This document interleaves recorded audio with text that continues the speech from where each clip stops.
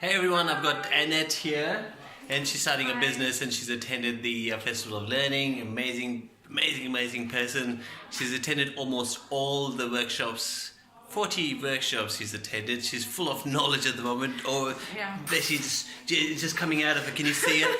Annette, what do you think of the festival? It was super fun. Most of all, I learned so much from so many speakers who have so broad knowledge of entrepreneurship, marketing, from every single aspect of business. And I feel so thankful to Zishan for organizing this. It was amazing. It was a great thought, and so thoughtful of you to even think of your business community as a small business community, especially.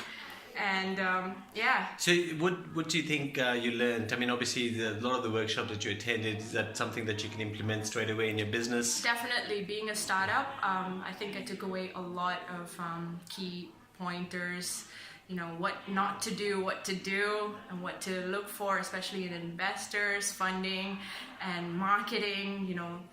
There's so many the strategies of so good thing it's a startup, so I can really implement all of this knowledge now.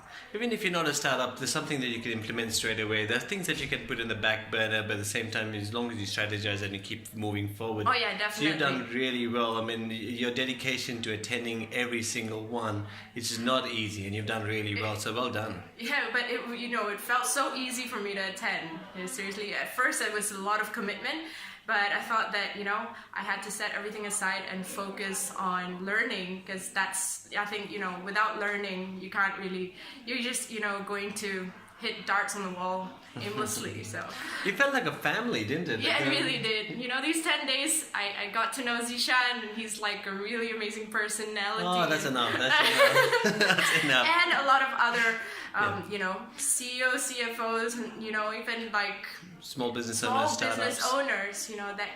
that we can collaborate, and I'm just so happy There's the people from from one of the organizations that came around. They basically wanted to roll out your programs into all the schools. Yeah. So that's a big win for a startup. I mean, if you're a small business owner or a startup, what else could you hope for? Basically, it's people collaborating with you, going, "You've got an amazing story. We've got to get this out to everyone out there." So that's the opportunities that we've created. I'm very, very happy and humbled about that personally. Yeah. And fantastic work, and your dedication has been amazing. So well done. Thank you very much, and thank you, Nifnex. That's Annette Thomas from Oblang. Oblang.